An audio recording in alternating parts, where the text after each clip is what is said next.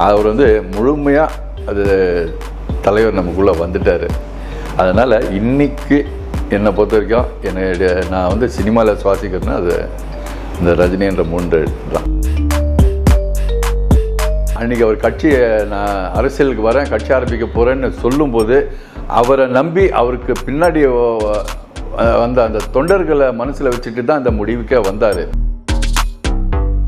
இந்த ஜெயிலர் இந்த மாபெரும் வெற்றி அடைஞ்சிருக்கு அப்படின்றத ஒரு 4-5 நாள் தான் நான் அதை பற்றி பார்த்தேன். அதுக்கப்புறம் என் மைண்டிலேருந்து அதை எடுத்துட்டேன் அப்படின்னு சொன்னார். சொன்னது மட்டும் இல்லை, நம்ம எல்லாருக்குமே தெரியும், அடுத்த 5-6வது நாள் இமயமலை கிளம்பி போயிட்டார். இந்த மாதிரி நீங்கள் சரியாக எங்களுக்கு அப்டேட் பண்ண மாட்டேனீங்க, வசூல் சரியாக சொல்ல மாட்டேனீங்கன்னு சொல்லிட்டு. ஆனால் நண்பர்களே, இந்த தருணத்தை என்னோட தருணமாக பயன்படுத்திக்கிட்டு இந்த சந்தர்ப்பத்தில் நான் உங்களுக்கு எல்லாம் ஒரு விளக்கம் கொடுக்குறேன். தலைவரை பொறுத்த வரைக்கும் பார்த்தீங்கன்னா அவர் அந்த வசூல் பாக்ஸ் ஆஃபீஸ் பற்றிலாம் ஃபிகர்ஸ் என்றைக்குமே அவர் கவலைப்பட்டது கிடையாது. அது வெளியில் அவர் சொல்லிக்கிறதும் கிடையாது. அப்படியே சொன்னாலும் காதுகிட்ட ஓ அப்படியா அப்படின்னு நினச்சிட்டு கடந்து போயிட்டு இருக்கிறவர் தான். அவர் செம்மானந்து போனால ஸ்டைல் தானம்மா, இதுதான் ரஜினி ஸ்டைல். ஓகே, கொஞ்சம் அங்கே பாரு கண்ணா, சும்மா அதிரதுல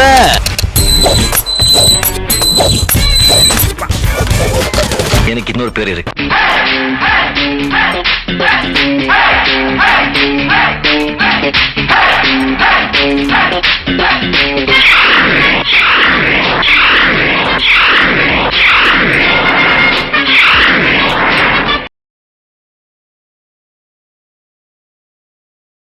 சார் வணக்கம். சார் வணக்கம் சார், எப்படி இருக்கீங்க சார்?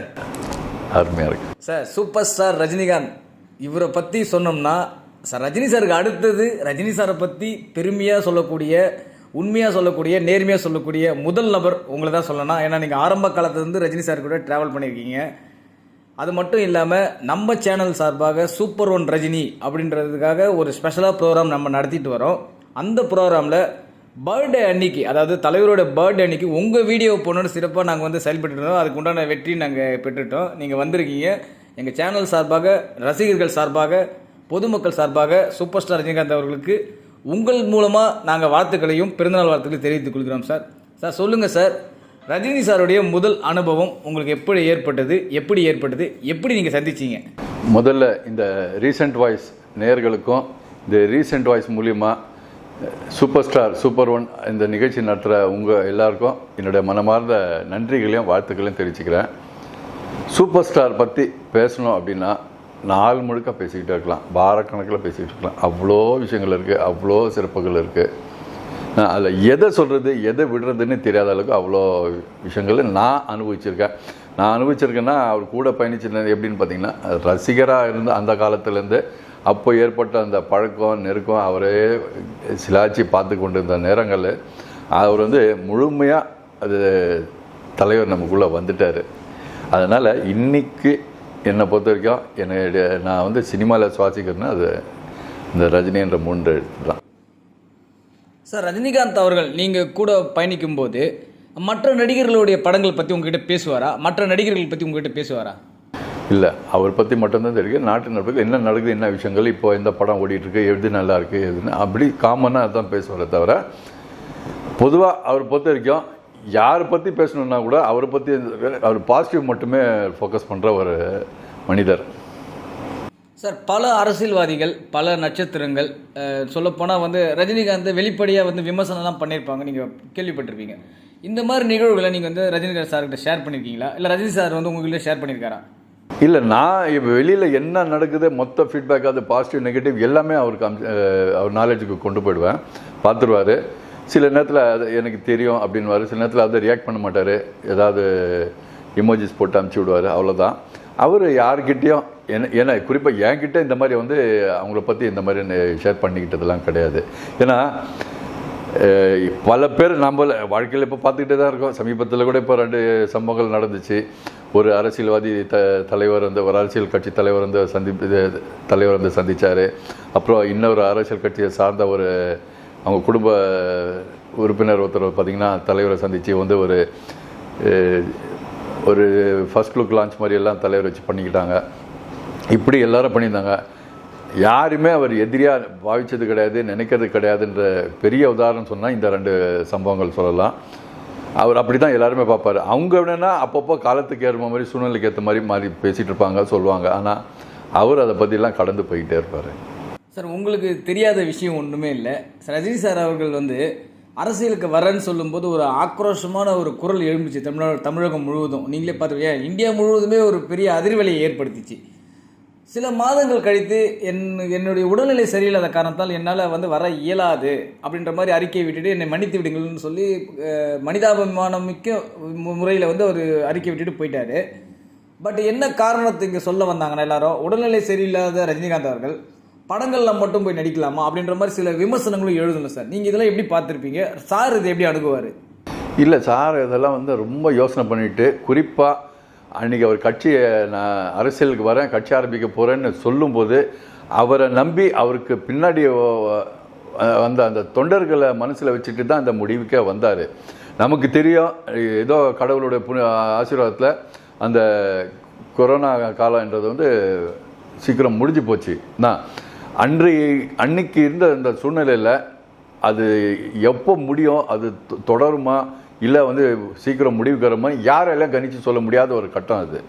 அந்த சூழ்நிலையில் அவருடைய ஹெல்த் கண்டிஷன்ஸ்லாம் மைண்டில் வச்சு டாக்டர்ஸ் சொன்ன அட்வைஸ் படி தான் அந்த முடிவுக்கு வந்து வந்தார். அந்த முடிவு அறிவிக்கும் போது அவர் மனசு எந்த அளவுக்கு அதை திடப்படுத்திட்டு இதை தன்னுடைய ரசிகர்கள்கிட்ட அவர் தெரிவிப்பார்ன்றது என்னால் அதை உணர முடியும். ஏன்னா அவருக்கு ரொம்ப நெருக்கத்தில் வந்து அவர் பார்த்துருக்காரு, அவரோட மனசு நல்லா புரிஞ்சுக்கிட்டு இருக்கிறவன். அந்த வகையில் கண்டிப்பாக எனக்கு தெரியும் அவர் வந்து அது ஆத்மார்த்தமாக சொன்ன அது முடிவு கிடையாது. ஆனால் அன்றைய சூழ்நிலைக்கு அவருடைய நம்பி பின்னாடி வந்த அந்த ரசிகர்களை அந்த நேரத்திலே ஒரு எச்சரிக்கை மணியோட அது அவங்கள வந்து தடுத்துட்டாருன்றது தான் நான் சொல்ல முடியும். ஏன்னா பின்னாடி ஃப்யூச்சரில், ஏன்னா இன்றைக்கி இருக்கிற அரசியல் பார்த்தீங்கன்னா நீங்கள் வந்து ஒவ்வொருத்தரையும் பொதுமக்களில் தெருவாக இறங்கி வேலை பார்த்தே ஆகணும், மக்களை வந்து நேரில் சந்தித்தே ஆகணும். அப்படி இருக்கிற சூழ்நிலை அந்த கொரோனா காலகட்டங்களில் தலைவருக்கு இருந்த உடல்நல சூழ்நிலையில் கருதி டாக்டர்கள் அவங்க தான் அந்த மாதிரி பயணிக்கிறது அட்வைசபிள் இல்லை அப்படின்னு சொன்னார். அதே மாதிரி அவரும் நினச்சி பார்த்தாரு. அதையும் மீறி தன் மேலே அபிமானம் வச்சுருக்க அந்த ரசிகர்களுக்காக இறங்கிய அந்த ஃபீல்டில் இறங்கி வேலை பார்த்துட்டாக்கா இன்கேஸ் அவரோட உடலுக்கு ஏதாவது பாதிப்புகள் ஏற்பட்டுச்சுன்னா அவரை மட்டுமே நம்பி வர அந்த தொண்டர்களோட நிலைமை என்ன ஆகும், இவருக்கு அடுத்தது யார் அவங்க வந்து பின்தொடர முடியும் அப்படின்ற கேள்விக்குறி அவர் மனசுகளை எழுந்தது. அதனால தான் இந்த முடிவுக்கே அவர் வந்தார். அதை எத்தனை பேர் புரிஞ்சுக்கிட்டாங்க அப்படின்றது எனக்கு தெரியாது. அந்த நேரத்தில் என்னுடைய V4 மீடியா சேனலில் நான் ஒரு வீடியோ பதிவு போட்டிருந்தேன். அப்போ நான் அவர்கிட்ட ரசிகர்கள் சார்பில் நான் வேண்டிக்கிட்டது என்னென்னா, நாங்கள் என்ன மாதிரி சில ரசிகர்களை வந்து அவரை பார்த்துக்கிட்டு இருந்தாலே போதுமானது, அவர் வந்து எங்களை நடித்து என்டர்டெயின்மெண்ட் பண்ண வேண்டியது நாங்கள் எதிர்பார்க்கல. இன்னும் கூட எங்களை வந்து தியேட்டர்களில் அவர் படங்களை நடித்து எங்களை சந்தோஷப்படுத்தணும்னு எதிர்பார்க்கல. அரசியலை வந்து நீங்கள் செஞ்சால் தான் எங்களுக்கு திருப்தி அப்படின்ற மாதிரி எதிர்பார்க்கல. நீங்கள் நலமோடு சந்தோஷமாக ஆரோக்கியமாக இருந்தாலே போதுமானது, நாங்கள் வந்து அப்பப்போ உங்களை பார்த்துக்கிட்டு இருந்தாலே போதுமானது அப்படின்னு நான் நினச்சி போட்ட பதிவு. என்ன மாதிரி சில ரசிகர்கள் அன்றைக்கி இருந்தாங்க. அது நிஜமாக அது பொதுமக்களை பெரும்பாலான பேர் அந்த மாதிரி எண்ணத்தில் தான் இருந்தாங்க. ஏன்னாப்பா உயிரை விடப்பா இதெல்லாம் முக்கியம் அப்படின்னு என் காதுபட பல பொதுமக்கள் பெண்கள் எல்லாம் சொல்லி நான் கேள்விப்பட்டிருக்கேன். அதெல்லாம் பார்க்கும்போது நிச்சயமாக தலைவரை நான் அப்படி தான் அந்த கண்ணோட்டத்தில் தான் பார்க்குறேன். அது நான் சொல்கிறது அன்றைக்கி கொஞ்சம் கோவப்பட்ட ரசிகர்கள் கூட இன்றைக்கி அதை உணர்ந்து அதை பல பேர் அதை அந்த நிஜம்தான் அப்படின்ட்டு இன்றைக்கி உணர்ந்திருப்பாங்கன்னு நான் நம்புகிறேன். சார், திரு ரஜினிகாந்த் அவர்கள் அரசியலுக்கு வரன்னு சொல்லும்போது அவர் இந்த கட்சிக்கு தான் சப்போர்ட்டு, இந்த கட்சிக்கு எதிரி அப்படி மாதிரி பல விமர்சனங்களாக எழுந்தது, நீங்கள் பார்த்துருப்பீங்க. பொதுவாக வந்து அவருக்கு பட்ட விஷயத்தை அவர் பண்ணும்போது ஒரு சார்பாக சாயம் பூசும்போது ரஜினிகாந்த் மனசில் என்ன ஃபீல் பண்ணியிருப்பார், நீங்கள் கூட இருந்தாலும் கண்டிப்பாக உங்களுக்கு தெரிஞ்சிருக்கும். உதாரணத்துக்கு சொல்ல போனால் அவர் வந்து ஒரு சங்கி அப்படின்ற மாதிரிலாம் கூட சொல்ல ஆரம்பித்தாங்க ஒரு டைமில், நீங்களே பார்த்துருப்பீங்க. நான் யாருக்கும் வந்து ஆதரவு கிடையாது, நான் எல்லாருக்கும் பொதுவானன்றது அவர் இன்னமும் நிரூபிச்சுட்டு தான் இருக்கார். எல்லா கட்சிக்காரங்களையும் பார்க்குறாரு, எல்லாருமே அவர் சமமாக தான் மதிக்கிறாரு. ஆனால் அந்த டைமில் மட்டும் இவர் வந்து ஒரு கட்சிக்கு ஆதரவாக செயல்படுற ஒரு நடிகராக தான் இருப்பார், அந்த மாதிரி ஒரு அரசியலமைப்பு கையில் எடுப்பார் அப்படின்ற மாதிரிலாம் சொல்லியிருந்தாங்க.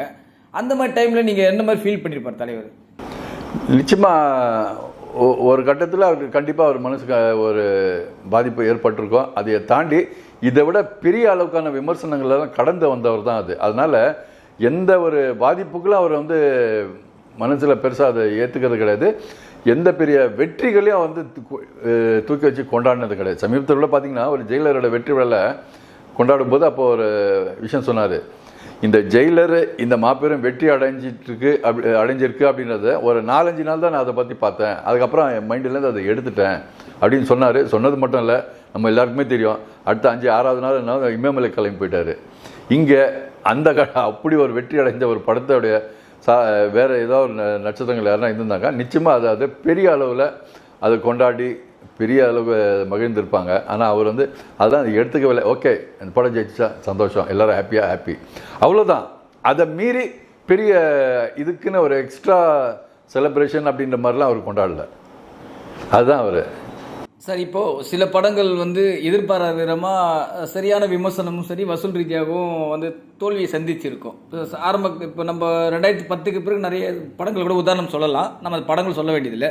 ஸோ அந்த மாதிரி தோல்வி அடைந்த சமயத்தில் ரஜினிகாந்த் அவர்கள் தயாரிப்பாளர்களுக்கு ஏதாச்சும் ஆதரவு சொல்லுவாரா, இல்லை பரவாயில்லைங்க நம்ம அடுத்த படம் நம்ம நல்லா பண்ணுறோம் அப்படின்ற மாதிரி ஏதாச்சும் அறிவுரை சொல்லியிருக்காரா? இல்லை, நிச்சயமாக அந்த மாதிரி அப்பப்போ அந்த மாதிரி அடிக்கடி சம்மந்தப்பட்ட தயாரிப்பாளர்கிட்ட கண்டிப்பாக அவர் பேசுவார். பேசாமல் இருந்தது கிடையாது. ஏன்னா ஆரம்பத்துலேருந்தே ஒரு விஷயம் ரொம்ப தெளிவாக இருந்திருக்காரு. உங்களுக்கெல்லாம் ஞாபகம் நினைக்கிறேன், என் பேட்சில் இருக்கிற ரசிகர்கள் பல பேர் வந்து அந்த நேரங்களில் வந்து தலைவர் கொடுத்த பேட்டிகளெல்லாம் பல பேர் கலெக்ஷன்ஸ் இன்னும் வச்சுருப்பாங்க, நான் நம்புகிறேன். நான் அந்த மாதிரி வச்சுருக்கிறவங்க அந்த பழைய பேட்டிகளெல்லாம் அவர் எடுத்து புரட்டி போட்டு பார்த்துருங்க. அப்போல்லாம் பார்த்தீங்கன்னா நிருபருடைய கேள்விகளை நல்லா அழகாக தெளிவான ஒரு பதில்கள் கொடுத்துருப்பாரு. நீங்கள் ஏன் கமல்ஹாசன் மாதிரிலாம் வந்து நல்ல வித்தியாசமான கதை அம்சங்கள்லாம் கொண்டுலாம் நீங்கள்லாம் படங்கள் பண்ணுறதில்லை அப்படின்னு கேட்கும்போது அவர் சொன்ன பதில், அது பண்ணுறதுக்கு தான் அவர் இருக்கார். அவர் நடித்து அந்த மாதிரி படம் பார்க்குறது நான் ரசிக்கிறதோடு எனக்கு சரிங்க. நான் என்னை பொறுத்த வரைக்கும் என்னன்னாக்கா, நான் சந்தோஷமாக இருக்கணும், நான் நல்லா இருக்கணும்னா என்னை வச்சு படம் எடுக்கிற தயாரிப்பாளர் நல்லா இருக்கணும், அவர்கிட்டேருந்து படம் வாங்குகிற விநியோகஸ்தர் நல்லா இருக்கணும், அந்த விநியோகஸ்தர்லேருந்து வாங்கி படம் ஓட்டுற எக்ஸிபிட்டர்ஸ் நல்லா இருக்கணும், அந்த எக்ஸிபிட்டர்ஸ் அந்த வேலை பார்க்குற ஊழியர்கள் நல்லா இருக்கணும். இப்படின்னு ஒட்டுமொத்த அந்த படத்துக்கு பின்னணியில் இருக்கிற வேலை பார்க்குற அத்தனை பேரும் சந்தோஷமாக இருந்தால் தான் நான் சந்தோஷமாக இருக்கணும் அப்படின்றத சொல்லி ஏற்கனவே பல பேட்டிகள் அப்போவே நான் சொல்ல early 80s அவர் கொடுத்துருக்காரு. அதை நீங்கள் அதை எடுத்து பார்த்தீங்கன்னா கண்டிப்பாக தெரியும். அதுதான் அவருடைய ஃபார்முலா. ஸோ அவரை பொறுத்த வரைக்கும் என்னை வச்சு முதலீடு போடுறவங்க அவங்க வந்து சந்தோஷமாக இருக்கணும், அது என்றைக்குமே அதை மைண்டில் வச்சு தான் செயல்படுவார். அதனால தான் இந்த மாதிரி சில எக்ஸ்பெரிமெண்டல் படங்கள் பண்ண முடியாமல் போகுது. அதையும் தாண்டி ஒரு சில நேரத்தில் பண்ணால், இப்போ பாருங்கள் சமீபத்திலே வந்தது வேட்டையன் படம் நல்லா இருக்குன்னு எல்லாம் சிலாகிச்சு சொன்னாங்க. எல்லா பொதுமக்கள்லேருந்து ரசிகர்லேருந்து மீடியாக்கள் வரைக்கும் நல்ல விமர்சனங்களை கொடுத்துச்சு. ஆனால் படம் பார்த்தீங்கன்னாக்கா வெற்றி பெற்றாலும் ஜெயிலர் அளவுக்கு வெற்றி பெற முடியல. அதுதான் குறை. ஏன்னா ஜெயிலர் கொண்டாடின அளவுக்கு இந்த படம் பெருசாக அந்த அளவுக்கு கொண்டாடப்பட முடியல. இதெல்லாம் யோசனை பண்ணி பார்த்து அவர் என்னன்னாக்கா ஒரு சேஃப் பெட்டு நம்மளை வச்சு படம் இன்வெஸ்ட் பண்ணுற அந்த ப்ரொடியூசருக்கு நம்ம எப்படி காப்பாற்றணும், அதுக்கு தகுந்த மாதிரி என்ன மாதிரி கதைகள் தேர்ந்தெடுக்கணும்னா அதை எடுத்து கண்டிப்பாக ரெகுலராக பண்ணிகிட்ருக்காரு. சார், ரஜினிகாந்த் அவர்கள் படங்கள் ஒரு வருடத்தில் ரிலீஸ் ஆகுதுன்னா மற்ற நடிகர்கள் படங்கள் கூட அந்த வருடம் வந்து ரிலீஸ் ஆகிருக்கும். ஸோ இந்த படத்தை விட அந்த படம் வந்து அதிகமான வெற்றியை பெற்றிருக்கோம், அதிகமான வசூலும் பெற்றிருக்கோம். நம்ம படத்தை விட அந்த நடிகருடைய படம் வெற்றி பெற்றிருக்கு அப்படின்ற மாதிரி ஏதாச்சும் ஃபீல் பண்ணியிருக்காரா, இல்லை அந்த மாதிரி வந்து பொறாமப்பட்டிருக்காரா, ஏதாச்சும் இந்த மாதிரி நிகழ்வு இருந்திருக்கா சார்? அவர் அந்த மாதிரி பட மாட்டார். ஏன்னா நீங்கள் பார்த்தீங்கன்னா ஆரம்ப காலத்தில் 70s தலைவரோட என்ட்ரிக்கு அப்புறம் அன்னைக்கு வந்து இவரோட மூத்த முன்னோடிகள் யார் இருந்தாங்க பார்த்தீங்கன்னா, மக்கள் திலகமும் நடிகர் திலகம் தான் இருந்தாங்க. அவங்க தான் எப்படி எங்கள் பீரியடில் வந்து ஒரு ஆர்குமெண்ட்டு ஒரு ஃபைட்டுன்னா ரஜினி கமல்னு இருக்குமோ, அதே மாதிரி அதுக்கு முன்னாடி இருந்த தலைமுறை வந்து எம்ஜிஆர் சிவாஜி அப்படி இருந்துட்டாங்க. அப்போது பார்த்தீங்கன்னா நாங்கள் வந்து சண்டை போட்டுக்குவோம், நாங்கள் வந்து ஆர்குமெண்ட் பண்ணுவோம். ஆனால் எங்கள் 2 பேருக்குள்ளே மட்டும்தான் இருக்குமே தவிர அதை தாண்டி நம்மளோட மூத்த கலைஞர்களை என்றைக்குமே வந்து டிகிரேட் பண்ணியோ அவங்கள பற்றி ஒரு அசிங்கமாகவோ பேசுனது கிடையாது. அவங்கள டச் பண்ண கூட மாட்டோம். ஏன்னா அவங்க வந்து ஜாம்பவான்கள், நம்ம வளர்ந்துட்டுருக்கவங்க. ஸோ நம்மளுடைய ஆப்போசிஷன் யார் அப்படி தான் பார்த்துட்டே போயிட்டு தவிர, அது மட்டும் இல்லாமல் அந்த ரைவல்ன்றது அந்த நேரங்களில் மட்டும்தான் நம்ம அதை ஒரு ஆரோக்கியமான ஒரு டிஸ்கஷன் ஒரு ஃபைட்டாக இருக்குமே தவிர, அதுக்கப்புறம் அந்த சில மணி நேரத்துக்கு அப்புறம் அதை மறந்துடுவோம். அப்புறம் நீங்களும் நல்லா ஃப்ரெண்ட்ஸுன்ற மாதிரி தான் நாங்கள் பழகுவோம். இன்னும் சொல்லப்போனால் சென்னை மட்டும் இல்லை, எல்லா மாவட்டங்கள்லையும் எல்லா நடிகர்களுடைய ரசிகர் மன்ற தலைவர்கள் வந்து ஒருத்தர் நட்பாக தான் இருப்பாங்க. எங்கள் படத்தோட டிக்கெட் வந்து அவங்களுக்கெல்லாம் நாங்கள் வந்து ஃபஸ்ட் டே டிக்கெட்டெல்லாம் கொடுப்போம் படம் பார்க்கறதுக்கு. அதே மாதிரி அவங்க நடிகரோட படங்களோட ஃபஸ்ட் டே டிக்கெட்லாம் எங்களுக்கும் கொடுப்பாங்க. இப்படி நாங்கள் இப்போ டிக்கெட்டெல்லாம் பரிமாறிக்கிற பழக்கங்கள் அன்றைக்கி ரொம்ப ஆரோக்கியமாக எங்கள் கூட இருந்தது.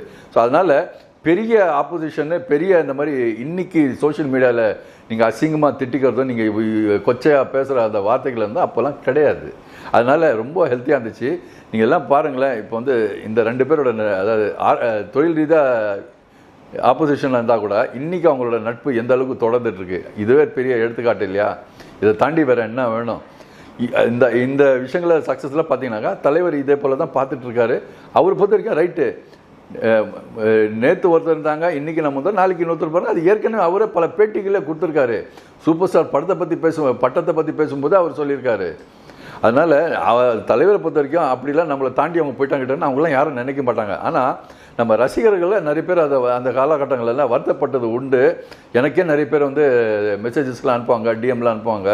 இந்த மாதிரி நீங்கள் வந்து சரியாக வந்து எங்களுக்கு அப்டேட் பண்ண மாட்டேனீங்க, வசூல் சரியாக சொல்ல மாட்டேனீங்கன்னு சொல்லிட்டு. ஆனால் நண்பர்களே, இந்த தருணத்தை என்னோட தருணமாக பயன்படுத்திக்கிட்டு இந்த சந்தர்ப்பத்தில் நான் உங்களுக்கு எல்லாம் ஒரு விளக்கம் கொடுக்குறேன்.